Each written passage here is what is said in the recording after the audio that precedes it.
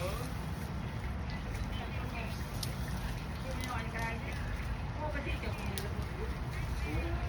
นมุ่นจะต้องกินข้างอยู่ไรเนาะบนเป็นแนวจิต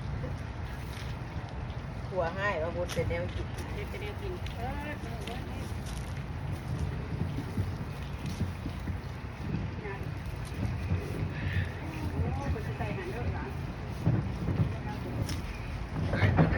ทั้งเกียร์ทั้งอย่างแต่เดียวเลยด้วยทั้งเกียร์ทั้งเกียร์อะไรเงี้ยเส้นนี่มันเดินกันเลยจะชวดดูทั้งเก่าบัวอันนั้นรีไซเคิลเลยนี่เราอันเดียวเลยไอ้ดิ นักเก็บเกียร์ถึง นั่นบ่ได้แล้วบ่ได้แล้วโอ้ยออกทีวีบ่ได้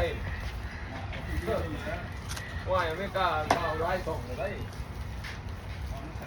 มีการหลายช่องละ มันออกไล่ส่องนะส่องทีวี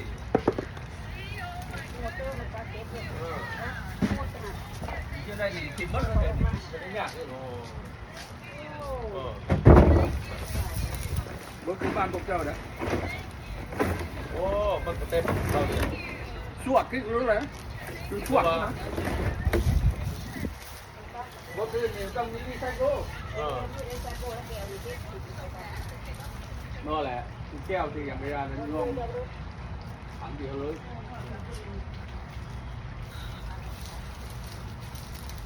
โอ้จะบอกเอาแนวตัดก่อนว่าได้ เจ้าลกๆรับเจ้าตีลง ยังแห้ง ตีใช่ไหมก็ได้เหยียบลงถ้าลกแล้วเหยียบรถมันขึ้น ยังแข็งแห้ง แล้วจะช่องวางมันนะแล้วจะช่องวางมัน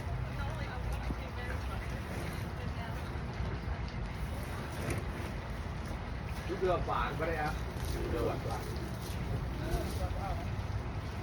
เดี๋ยวนี้ก็เลยเอาดู ตัดขาดได้ก่อนหลายหลายเลยจะต้องใช้เอาตัวแก่ ฮะ นม ดอกม่วงมันมีจัดนี่ดอกม่วงที่ดอกเนี่ย ต้มตัวนมวะ ตะกี้นั่นไทยในละมาเนาะ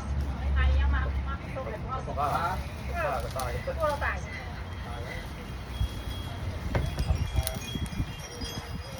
ตัวมีโดตัวไม่โดผมมีผมมีโรคผมมีแคนซัสผมมี กินไม่เวจะมีโด มันต้องมีเรื่องอากาศดี ที่ แบบ บาง นี้ คนก็มียังดอกกัน ว่าประกันพวกนี้ยัง มีแต่ใช้มาจะใส่ยังเท่าที่ก็ได้